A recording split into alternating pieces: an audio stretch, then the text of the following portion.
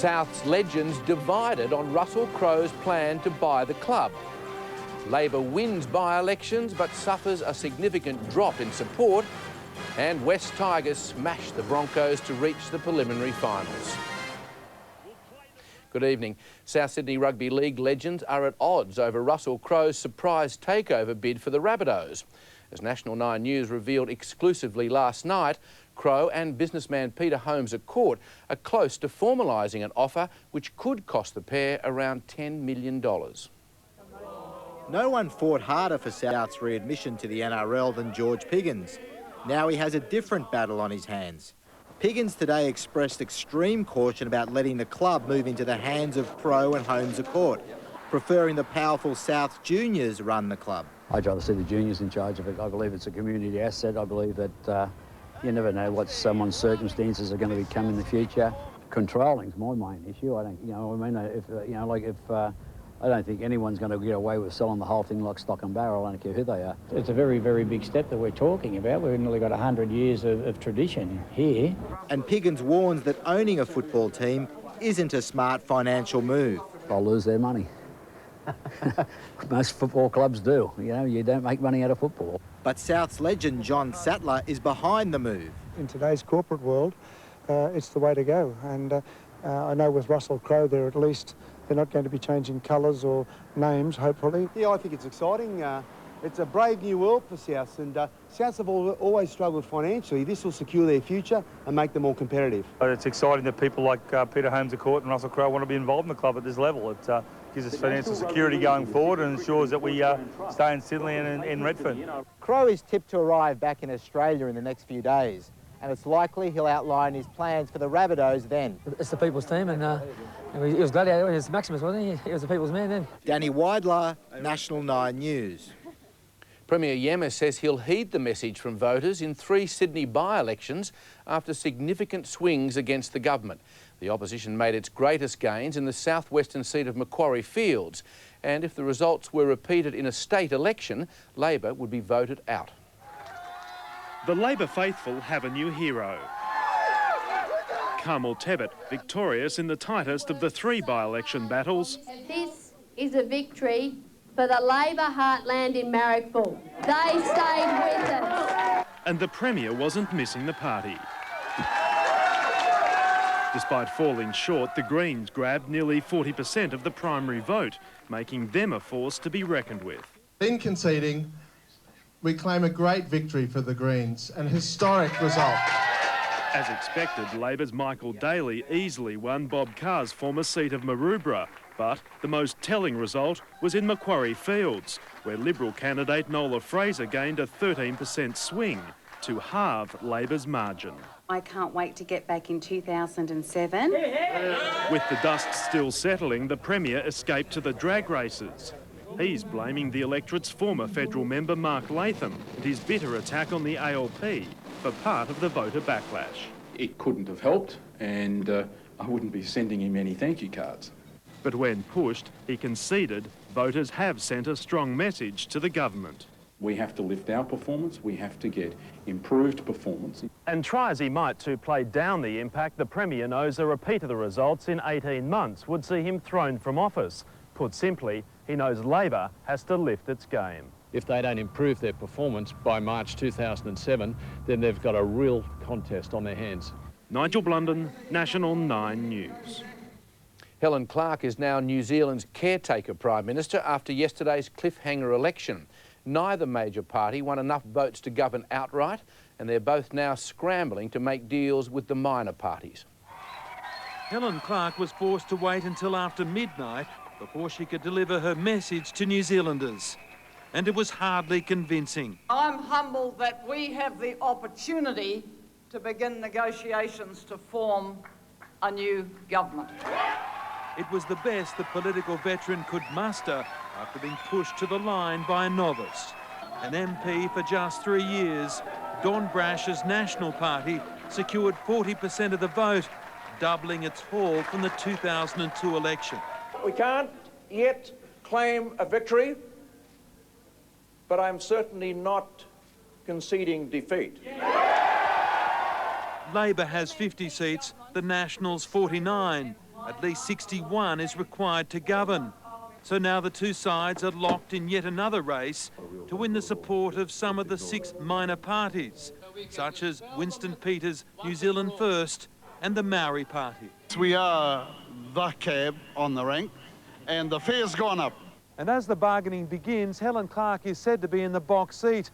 Last night's tight finish ensuring New Zealand's next government will be both factional and fragile. In Auckland, Damien Ryan, National 9 News. Police are investigating a bizarre incident in Toongabbie where 4 adults were found unconscious in a parked car. One has since died, while a woman and 2 men are in critical conditions. A gas cylinder was found in the car and it's thought they may have been inhaling the gas. And police are investigating the death of a 6-year-old girl at a home in Cat Eye in the Hawkesbury Valley. The girl's mother called 000 just after 9 a.m. Ambulance officers arriving to find her dead in the kitchen. A 10-year-old boy from the home was also taken to hospital and police are investigating if drugs were in the house. The government has moved to plug all those leaks in Sydney's water pipes, promising to save 40 million litres every day. It's now demanding a tougher inspection regime and faster response times at a cost of $300 million. It's water literally down the drain. Every day, leaking pipes and burst mains waste millions of litres of our most precious resource. When you say to people, you've got to have restrictions, and then they turn on their night news and see water gushing out, they're pretty annoyed and irritated. Now, as part of its tough new operating licence, Sydney Water has been told to reduce wastage from leaks by 25% or 40 million litres a day. That's double what's already being saved, a plan that will see an extra 11,000 kilometres of pipes inspected and repaired each year. Sydney Water's advice is they do well, comparable to other water authorities. My response is, well, great. I want you to do better. To achieve its target, Sydney Water needs the cooperation of its maintenance staff. The goal is to inspect some 18,000 kilometres of water pipes a year, almost the entire system. The only problem, workers are fighting moves to introduce afternoon shift work that would mean later, more flexible hours. Leaks don't just occur during business hours. It's going to be impossible. They're already working excessive overtime. The average is 52 hours per week. The union's demanding staggered starting times and wants an extra 80 maintenance workers. Unless they introduce more staff and better work arrangements, it's not going to happen. Brad Schmidt, National 9 News. As the high cost of petrol continues to deter Sydney-siders from going on holidays, hotel and restaurant owners in the Blue Mountains have come up with their own unique but costly solution. They're offering free petrol to anyone willing to make the journey. At this time of the year, Tom Graff's retreat is normally booked out 8 weeks in advance, but that's not the case now. The writing's on the wall that fuel is the number one factor. People aren't coming up. With record fuel prices stretching motorist budgets, many businesses in the Blue Mountains have decided to fight back. I thought, well, we've got to do something here to energise the market and provoke it. So far, at least 40 accommodation places have signed up, offering guests $25 worth of fuel if they stay for 2 or more nights. As the client leaves, we give them the voucher. They'll top up on the way out, and when they get back, their tanks are probably the same as when they left. Several restaurants are also taking part, so too retail outlets who are offering a $5 cashback when you spend $30. All participating businesses are listed on the Blue Mountains Wonderland website. The school holidays are normally a boom time for the Blue Mountains, but this year bookings are down, and it's feared those who do make the journey will cut back on spending. The scheme will run until the end of October. If it works, well, we might maintain it as an add-on incentive. Alison Langdon, National 9 News. With the countdown on to the grand finals, fans are tonight being warned to be wary of online scalpers. So concerned, the NRL says it's already cancelled many tickets sold on internet sites. Finals fever has hit Sydney, and Swans fans know these tickets are like gold. The Swans are through, they're in the grand final. Not just because it's the Swans' first grand final in 9 years, but because Victorian law prevents tickets being sold on internet sites such as eBay. And ahead of League's grand final, officials are taking their own action after watching online scalping firsthand. Well, the prices have ranged from a few $100s up to close to $1,000, and the action that we're taking where we can identify those tickets, we're cancelling them. So far, nearly 200 grand final ticket holders will be turned away at the gate, a move supported by the other rugby code. We've asked the Minister and the Government to take a good look at stopping trading sites such as eBay from allowing tickets to be resold above their face value. The bosses of league and union deny claims their actions are too heavy-handed, saying they're acting in the interest of fans, and it seems they've got the government on side. The Minister for Fair Trading will hold talks with eBay executives tomorrow. I want to ascertain why they're not selling Victorian tickets and we can still have, of course, a rugby league grand final on eBay. Tickets should be treated like any other consumer good. Once a fan has bought it, their team's been knocked out, they don't want to go anymore, they should be able to resell it. Daniel Street, National 9 News. In the news ahead, a pilot crashes after threatening to fly into Auckland's tallest building. And Kate Moss caught out taking cocaine.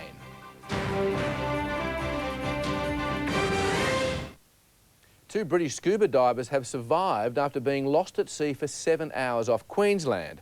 Their skipper raised the alarm yesterday when the pair failed to return from a dive 90 kilometres northeast of Townsville.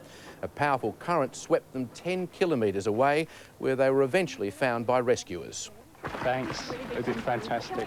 Emergency crews say they'd been expecting the worst. Exhaustion, hypothermia, and those nasty grey-suited gentlemen with the big teeth and the bad dispositions.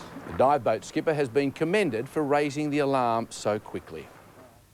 A New Zealand pilot caused a massive security scare during the country's election last night by threatening to fly a stolen plane into Auckland's tallest building. The pilot ended up crashing into the sea and now has lots of questions to answer from his hospital bed. This watery end was perhaps the best outcome to a potentially catastrophic situation. 33-year-old pilot David Turnock was behind the controls of a stolen aircraft and had threatened to fly it into Auckland's landmark Sky Tower last night. Instead, he crashed it into the sea off a popular beach in the city's eastern suburbs.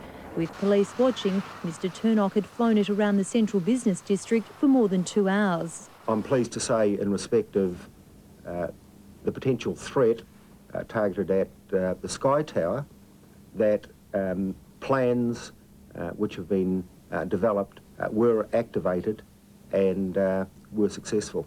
About 500 people were evacuated from the observation deck and restaurant of the 328-metre high building, one of the tallest in the southern hemisphere, some unimpressed at learning the news from friends watching TV. All of us started getting phone calls at the same time, and half of our party left straight away, and the other half is wondering, is it really happening? Whilst the drama occurred on election night, it's believed it was sparked by a domestic dispute.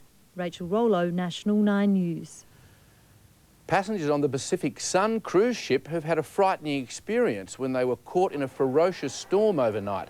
It was just hours from Sydney when waves up to 10 metres high smashed into the hull, sending anything not fixed to the ship crashing to the ground. Everything fell off our table, everything fell to the floor. I thought we were going to die. I don't know. I thought the ship was going to go over. One elderly lady broke her hip during the storm. Afghanistan's President Hamid Karzai has thanked Australia for sending troops back to his country as millions of voters head to the polls. Aussie combat troops are part of a security crackdown as Taliban rebels plan to disrupt the election process.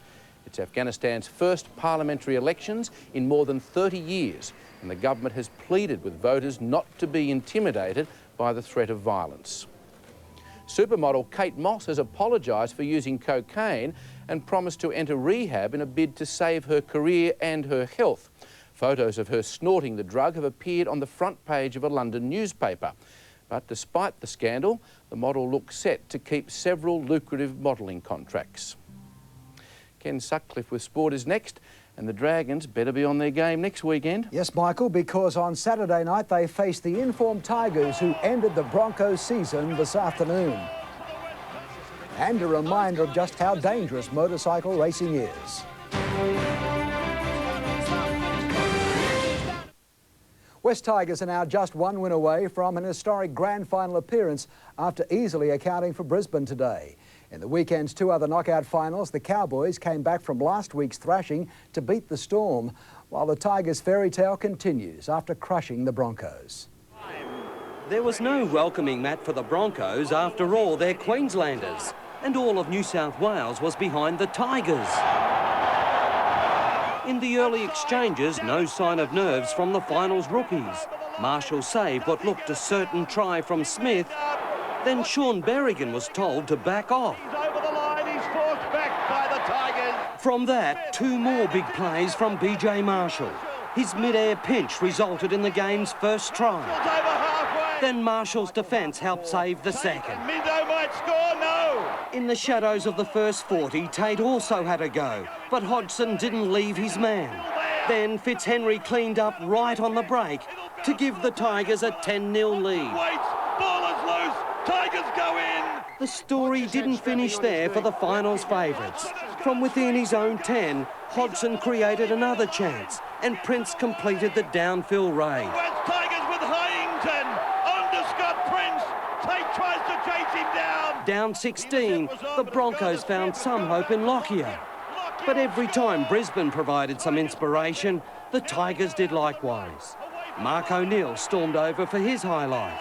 The result sealed when Hodgson raced away again and Fitzhenry did the rest. Fitzhenry, he will score! In their only two finals games, the Tigers have now scored 84 points and conceded just 12. The Dragons hold no fears. Clinton Fletcher, National 9 News. Minor Premiers Parramatta will take on North Queensland in next Sunday's preliminary final without Test back rower Nathan Hindmarsh.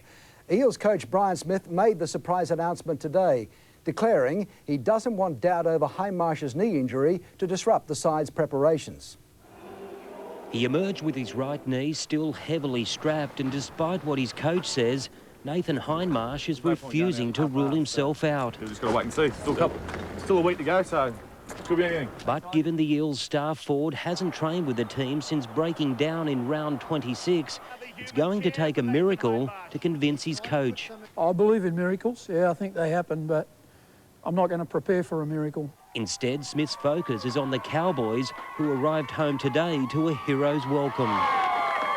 But is 7 days enough time for Josh Hannay to recover from a dislocated shoulder?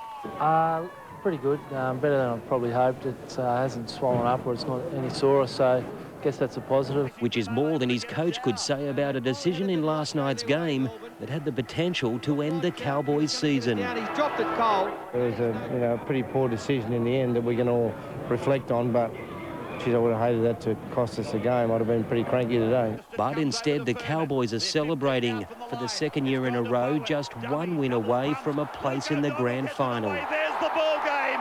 He's put it down, Fayumu. The Cowboys advance. When Dave scored that try at the very end, it was a relief to realise that we'd got away from the game. The Dragons take on the Tigers on Saturday night, and on Sunday, it's the Eels and the Cowboys. Paul Crawley, National 9 News. The decision on whether Swans captain Barry Hall will be charged for that striking incident during Friday night's win over St Kilda is expected tomorrow. The Swans camp is hopeful that he'll be okay, but it's still a very nervous wait. On face value, the incident looks like a feather tap, and Barry's mum has pleaded with the AFL to let her boy play in Saturday's grand final. In Sydney, Baz's coach, outwardly, wasn't nearly as concerned for the star forward. Barry Hall played well, kicked 4 goals, came off a huge week of pressure, delivered, in a big stage, and I'm looking forward to seeing Hawley play next Saturday. The last time the Swans played in a grand final was in 1996. Roos was in the team that lost to the Kangaroos. But in those days, he believed Sydney was largely indifferent to AFL. I really believe now that everyone in Sydney wants the Swans to win, end of story. AFL boss Andrew Demetrio described the Swans as boring at the beginning of the year. He's now eating humble swan, feathers and all. It doesn't really matter what I don't think, does it? But the proof's in the pudding. They've done well to get to the grand final. We should really congratulate them. Yesterday, Roos was deep in the heart of enemy territory, taking notes on the west coast in Perth. The AFL Mad City clamoured for the 14,000 tickets allocated for them. Some even managed to watch the game and hold their position in the queue. We paid a friend to sit here for 5 hours. The AFL is expecting a crowd in excess of 90,000 for the grand final. Australian boxer Robbie Peden has lost his world super featherweight title, beaten but not disgraced against Mexican great Marco Antonio Barrera. The Australian began well and survived a 12th round flurry from Barrera to go the distance. The Mexican, a unanimous points winner, unifying the IBF and WBC super featherweight titles. On a spectacular day of racing, Loris Capirossi has won the MotoGP in Japan, but earlier, two riders had a miraculous escape from serious injury after a chilling accident in the 125s. Thomas Luthi, the championship, oh, and there's a huge crash behind him as well. Everything had to be carried off the track. Riders and bikes were worse for wear, but incredibly, not beyond repair. In the Rally of Britain, Australian Chris Atkinson lost his way and finished up in a gully. That was it for this Subaru team. Citroen's Sebastian Loeb continues to set the sport alight, leading at the halfway stage. And Michael, as of tonight, Parramatta are the premiership favourites. It's official. And they should be, the Cowboys, don't you reckon? Taken over from the Dragons? I don't know. Gee, I can't pick anything. No, it's like that, isn't it? Thanks, Ken. And after the break, all the week's weather details.